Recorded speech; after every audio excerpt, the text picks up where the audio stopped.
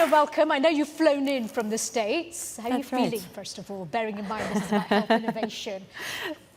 Very jet-lagged. So I had an overnight flight, and I have a small baby. He was on my lap the whole time, so bear with me. You'll be fine. Thank We're you. so honoured to have you. We really are. Before we even get into what's between the pages of this book, I just want you to tell us that this book almost never got published at all because there was quite a bit of resistance to it. In what way? That's right. So the book is called The Vagina Business, and I loved some of the giggles we heard at first. Love that, because I always get that reaction at first, and then people get comfortable quite quickly, actually. The subtitle is The Innovative Breakthroughs That Could Change Everything in Women's Health. So that tells you it's a book about women's health and innovation in women's health. I've interviewed over 100 really diverse female leaders in this space. And it was really important for me to have vagina in the title because of something that I discovered that I thought was really shocking. When I was looking at vagina-centric innovation, and let me give you an example. So when we look at birth injuries, vaginal tearing is a very common birth injury. Or when we look at menopause, vaginal dryness is a very common symptom. So when I was looking at companies that innovate, that create new products to address these issues, they told me that they really struggle to raise money because the vast majority of investors are men, and men are too embarrassed to talk about the subject. Which is also why it's so important to have initiatives like the one we've just heard about.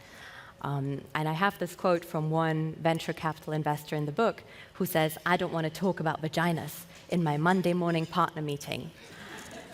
So for that reason, they stay away from really important innovation. And I thought, you know, I'm a journalist, I'm a professor, I'm going to write a serious business book that's also very engaging, and I'm going to put vagina on the title to normalize it, to destigmatize it. And I also wanted to echo the Vagina monologues, you know, the play that came out about 3 decades ago. It was all about reclaiming the word. So I wanted to do that in a business setting. But when we came to sell the book, my agent and I, we went to a range of publishers, and pretty much every publisher said, "What an amazing book, but are you sure about the title?" And you stood strong. I the did. title, I said didn't the you? whole point is to destigmatize the word, but they told me, because publishing is a business after all, so you have salespeople as part of the business, and if they're embarrassed by the title, they're not going to do a good job of pitching it to Waterstones, for example, right? So I said, no, we have to keep the title. And then when it came closer to publication, I was looking for a venue to host my book launch, and I had venues turn me down because of the title. I had other authors who refused to give me endorsements because they said, I don't want my work to be associated with that title. And then my American publisher said to me, okay, can you please come up with 16 alternative titles? So I called my friends, and we did. And one of the alternative titles was When Women Are Well. It would be a very different book if it was called that, but that was one of the ideas. I thought you were going to say I came up with 16 suggestions, still using the word vagina inside it. Yeah, well, some of them did. But then they ran a huge market research project on our target audience, testing all of these titles, and guess which title won? So The Vagina Business. Just for a moment to stay on that theme, it is an unflinching title, The Vagina Business. How do language and terminology shape perceptions and progress within female health? You know, I had a baby 9 months ago, and I remember going to one of my, I think I had one postpartum appointment, and the nurse said to me, you know, how's it going down there? And I thought, down there? You're a nurse. Why are you saying down there? And so it's a form of self-censorship that people use.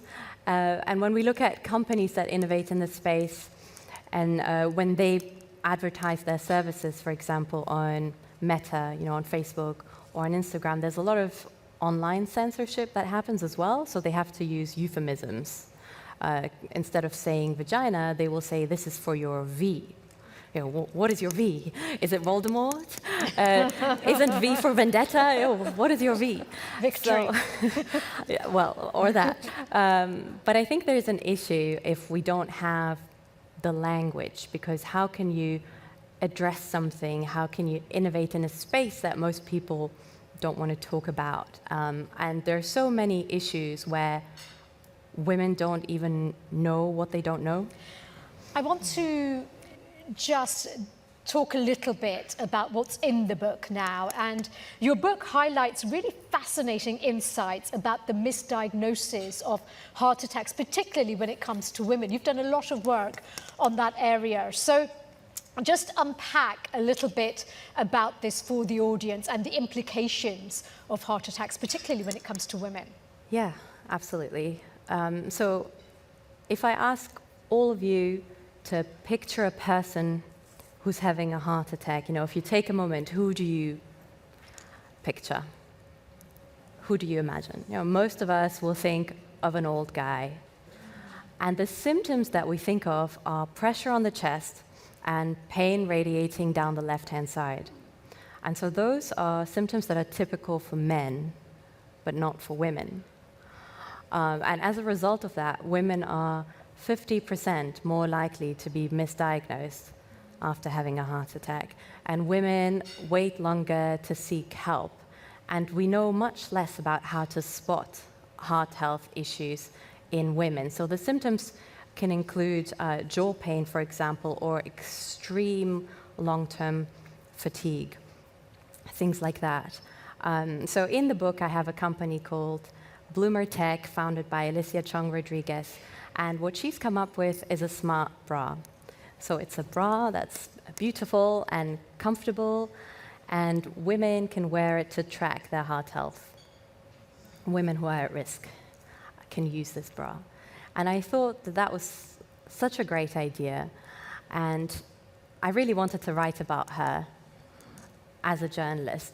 But initially, when I pitched the story, I was told it's too niche.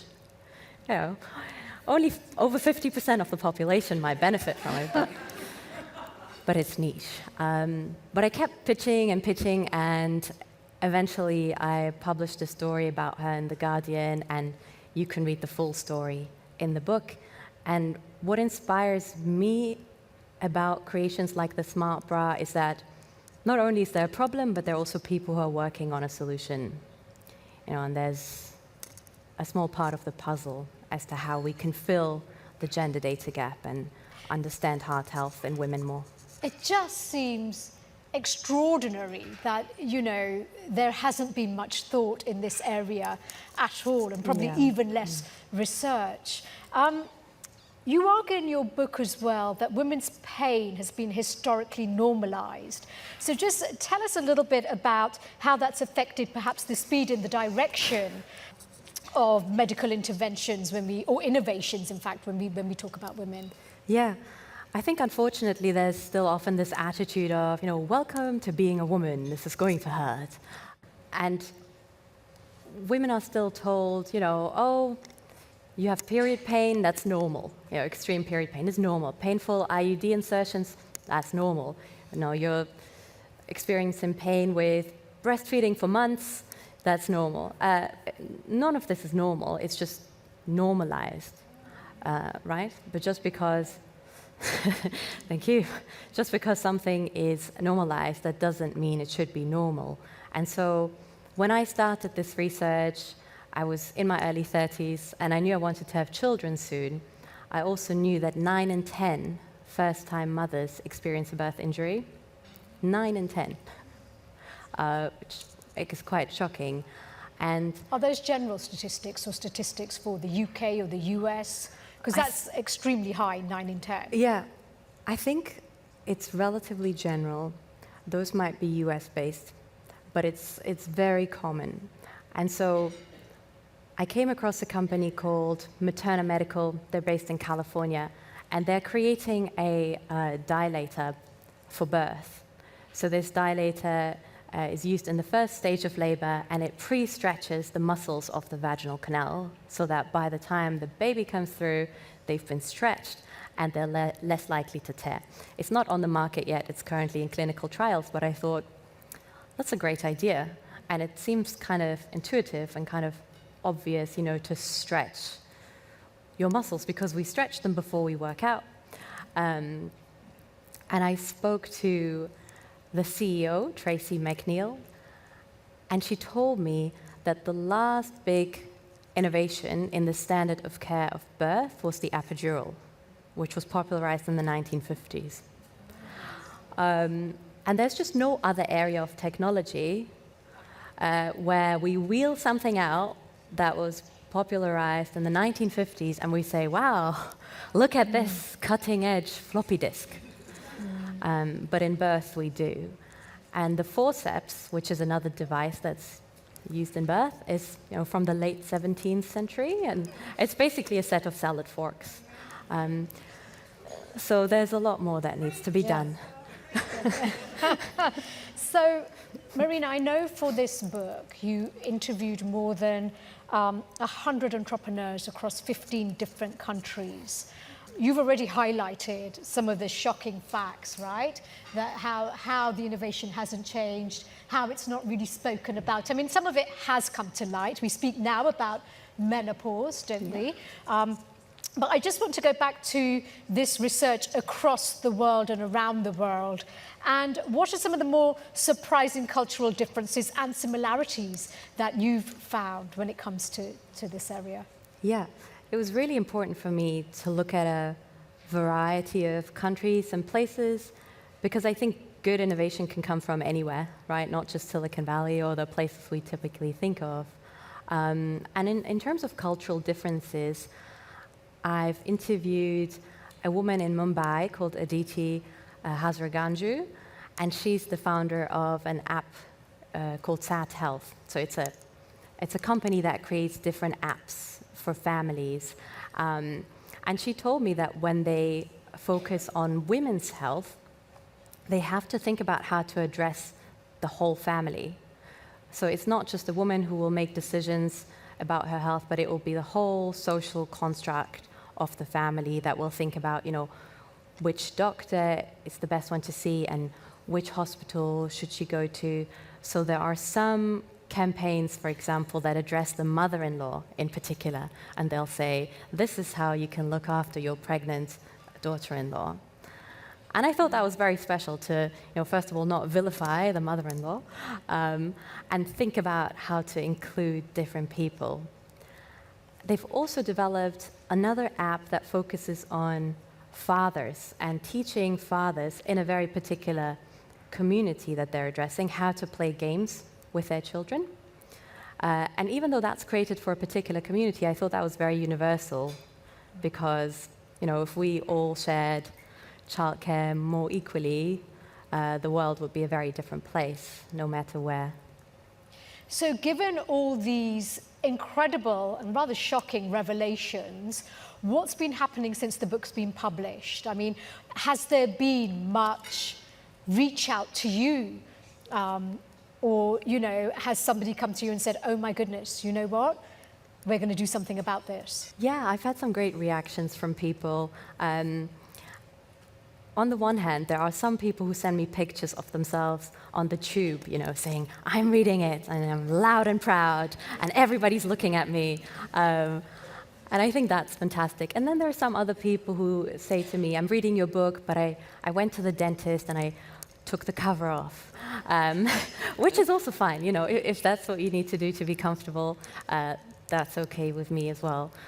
Some of the most powerful feedback I've received from people who've read the book is they've said, you've really inspired me to talk to my young daughter, or I finally had a conversation with my mother where we didn't use euphemisms.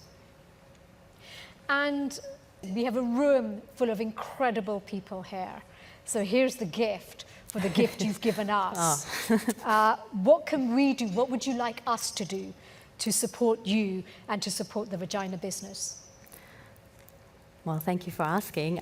Please buy the book. and gift a copy to your friends, the women in your life. And if you're reading the book, write an Amazon review. That's really helpful too. And also, if you're passionate about this topic, if you're enjoying the book, please post about it online as well, whether that's LinkedIn or Instagram, to keep the conversation going and, to get people comfortable with this topic. And what's next for you? What do you want as a next stage, a next step? So much. I want to inspire more people into this space of women's health innovation. I want to bring more investors into it, more researchers, more entrepreneurs, more students to focus their dissertation on areas of female health. So I want to shine a massive spotlight on this emerging industry so that people know about it and get excited about it. Amazing. Well, ladies and gentlemen, the incredible Marina Gerner. Thank you. Thank you.